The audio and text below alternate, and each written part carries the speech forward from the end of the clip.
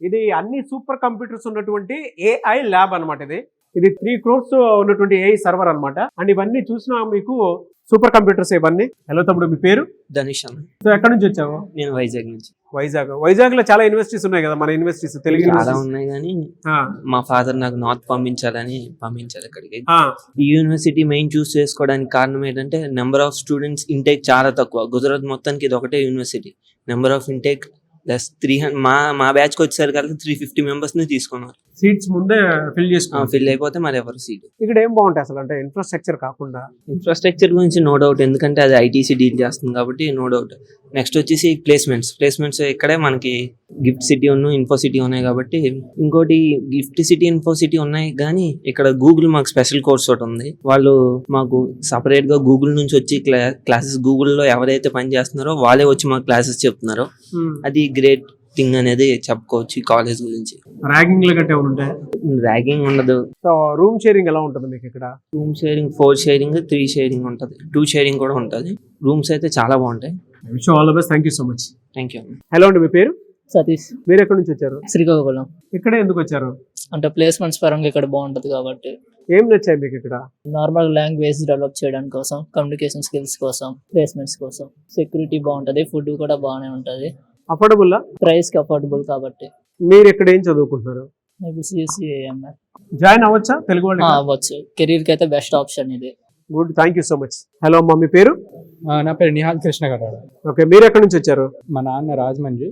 ఇక్కడ జాబ్ ఉంది జామ్నగర్లో, రిలయన్స్ దగ్గర. అంటే అక్కడి నుంచి ఇక్కడికి బ్యాక్ అండ్ ఫోర్త్ అవుతూ ఉంటుంది ఇంటి దగ్గర కాబట్టి. ఎందుకు గుజరాత్ లోనే ఉండి ఇక్కడే ఈ యూనివర్సిటీ చూస్ చేసుకున్నారు మీరు? ఇప్పుడు మన ఇండస్ట్రీ బీటెక్లో మీకు జాబ్ కావాలంటే మీకు కనెక్షన్స్ కావాలి. ఆ కనెక్షన్స్ మీరు బిల్డ్ చేసుకోవడానికి ఈ ప్లేస్ బెస్ట్ అనుకుంటున్నాను.